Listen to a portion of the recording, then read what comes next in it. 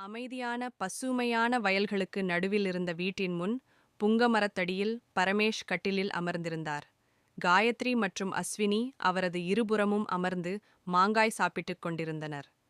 தொலைவில் ஹேமந்த் மற்றும் ஹரி விளையாடிக் கொண்டிருந்தனர். அவர்களை லலித் பார்த்து மகிழ்ந்தார். காயத்ரி மாம்பழத்தின் ருசியை வியந்தாள். அப்போது ஹேமந்த் மற்றும் ஹரி விளையாட்டை நிறுத்திவிட்டு ஓடி வந்து பரமேஷிடம் ஜெமினி AI பற்றி கேட்டனர். லலித்தும் ஆர்வமாக அதை பற்றி தெரிந்து கொள்ள விரும்பினார்.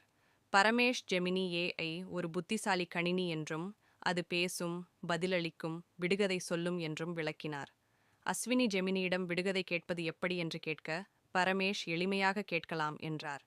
லலித் யூடியூப் வீடியோக்கள் போடுவது பற்றி கேட்க, பரமேஷ் அதற்கு நல்ல கேமரா வேண்டும் என்றும் எடிட்டிங் செய்ய ஆஃப்கள் இருப்பதாகவும் கூறினார்.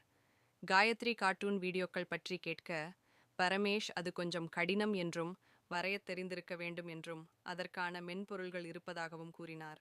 சூரியன் மறையத் தொடங்கியது. நிழல்கள் நீண்டன. குழந்தைகள் பரமேஷ் சொன்ன புதிய தொழில்நுட்ப விஷயங்களை கேட்டு ஆச்சரியப்பட்டனர். பிறகு பரமேஷ் எல்லாரையும் மாம்பழம் சாப்பிட அழைக்க அவர்களும் சந்தோஷமாக ஒப்புக்கொண்டனர். சிரிப்பும் சந்தோஷமும் அந்த இடமெங்கும் நிறைந்தது. புங்க மரத்தடியில் மாம்பழங்களுடன் எதிர்கால கனவுகளுடன் அவர்கள் மகிழ்ந்திருந்தனர்.